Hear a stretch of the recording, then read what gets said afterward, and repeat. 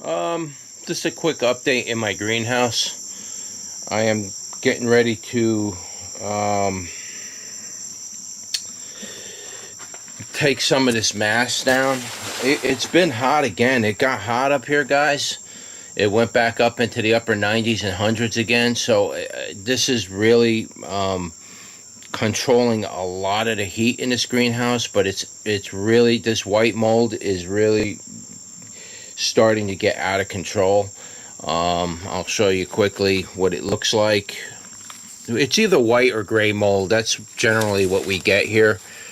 Oh my God, these cucumber vines are... The unusual thing is the cucumber vines, normally this time of year, my cucumbers are all covered in powdery mildew and downy mildew. We got them all up here. But just wanted to show you quickly how fast and rapidly the white or gray mold spreads. And once it starts to spread, it's so rapid, this whole thing will just completely get covered in like almost one shot.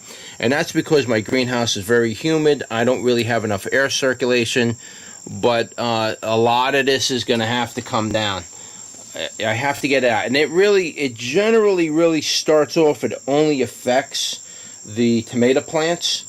And then eventually when it gets really bad, when everything starts dying off, like if you just walk out of the greenhouse and just like let it go, because I've done that a year or two, you know, I was just like, I can't even manage this anymore, and just like forgot about it and focused on my other gardens and stuff around the yard. And everything just collapsed and like rots with this white mold.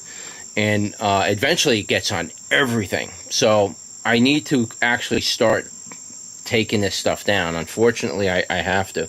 And it really only affects the tomato plants in the beginning.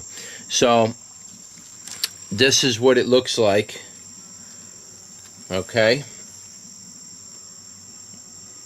If you've never seen white or gray mold, this is a good opportunity for you to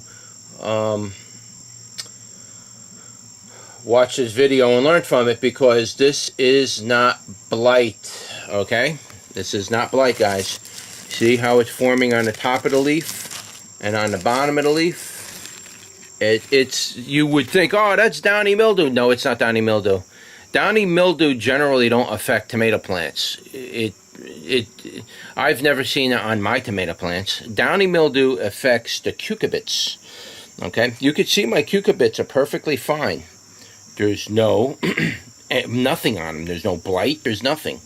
Normally this time of the year I start to have problems with any of the cucurbits. Very seldomly I can grow cucumbers and squash and everything without damage this time of the year.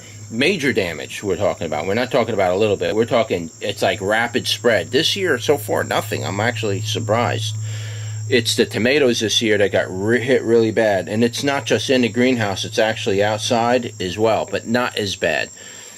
This year, up here where I live in northeastern Pennsylvania, the rain has been unusually high this year. We never see this much rain this time of the year. I mean, last month we got almost 7 inches of rain. This month we're about 3 inches into rain.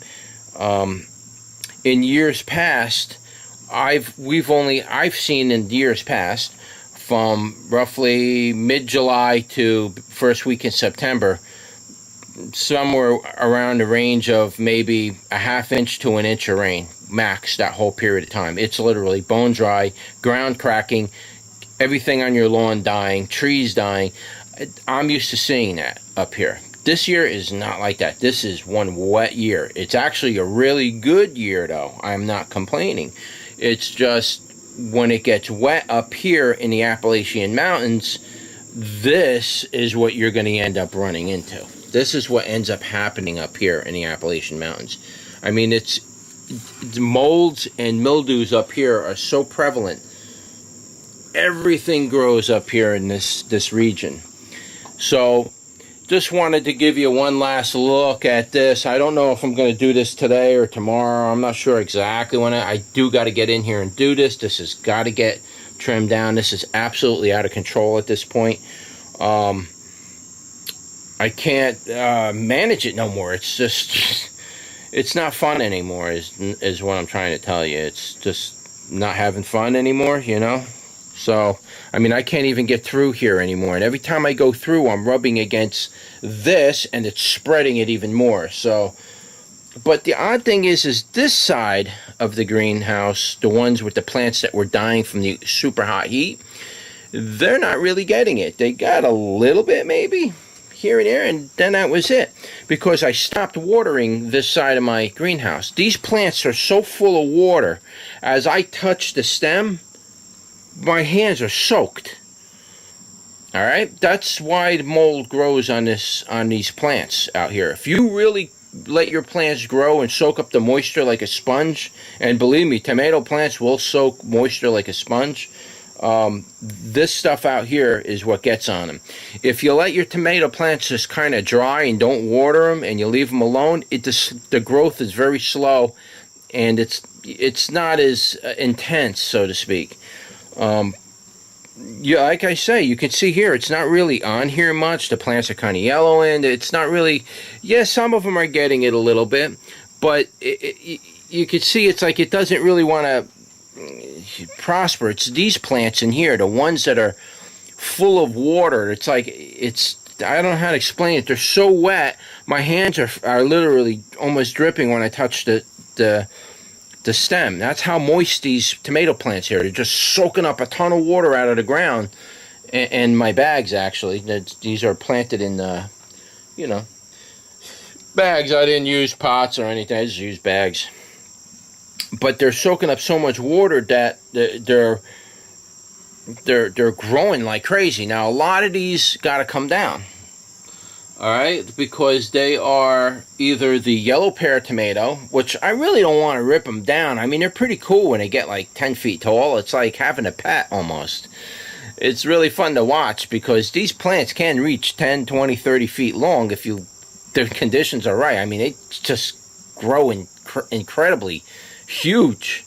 But they got to come down, unfortunately, at some point, because they're going to kill all my really important tomatoes, which I do have a couple of good tomatoes that are growing in here that are cool, and they're not like a weed. So if I can just get by, I'll open up my greenhouse, which I got to do. I mean, it's so wet in here, guys. Not only that, I mean, look at my ceiling in here. This is what it's like every single morning in my greenhouse. You see all that water? There's a couple of gallons of water probably in here. It's like it rains in here at night. By the time you come in here in the morning, you're getting soaked from the water dripping off the top of my roof in here. That's how much water these plants are transpiring.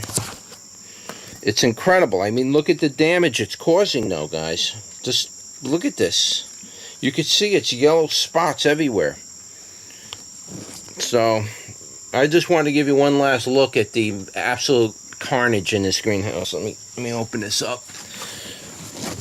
I'll open up.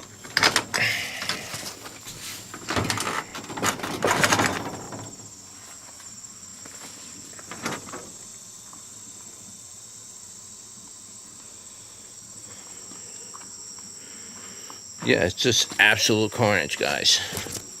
I mean, look at this. Look at these things. I mean, these things are, every year that I grow these plants, these tomatoes, not that I grow them, but these tomatoes grow every year. They get bigger and bigger and more aggressive every year. It's almost concerning as far as it getting out of control. So keep that in mind if you ever decide to grow the Everglade tomato or the yellow pear tomato. Yeah. All right, so just figured I'd show you that in this video because this is eventually going to come down, and I don't want you to think I'm cheating you out of my greenhouse, but I got to do something, guys, because it's just spreading everywhere. It's just on everything. And I'll show you again. It really attacks the tomatoes. I can't grow in this tomatoes in this greenhouse for several years, and I got to clean it with hydrogen peroxide and bleach. And I forgot what else. There's something else you got to put down. you got to spray it on everything, the whole walls, the ground, everything's got to get soaked with a chemical, and that'll kill it off, and then you can start your tomatoes again following year. But I can't grow anything tomato wise in here for a few years. I can grow peppers in here, maybe cucumbers, but tomatoes, no way. Tomatoes got to go outside next year. Tomatoes are bringing so many diseases, guys, it's ridiculous. It's amazing how many diseases are attracted to tomatoes. So yeah, just a quick look at the, I guess you could call it greenhouse up there. I'll call it something with the mold, because that's really what I wanted to show you, is how white and gray mold can just literally get out of control, especially in a very humid environment like my greenhouse. It's just absolutely humid in here, guys. See, I'll show you. Maybe you might be able to see it on there. You see how it forms on that? I also wanted to show you, it gets on here. See these dead, those dead flowers on these cucumbers? It gets on that, and then it just, that's where it started with me. It started with that, and it spread, and I didn't do anything about it because I didn't know anything about it. I've never heard about white or gray mold, and now I have the problem. So I'm trying to show you what it's like to have this stuff and how prolific it is. I mean, it's literally covering everything, guys. Look at this. Look at this. I mean, it's on everything. It's just, and you see how fast and how rapid this stuff spread? It's incredible.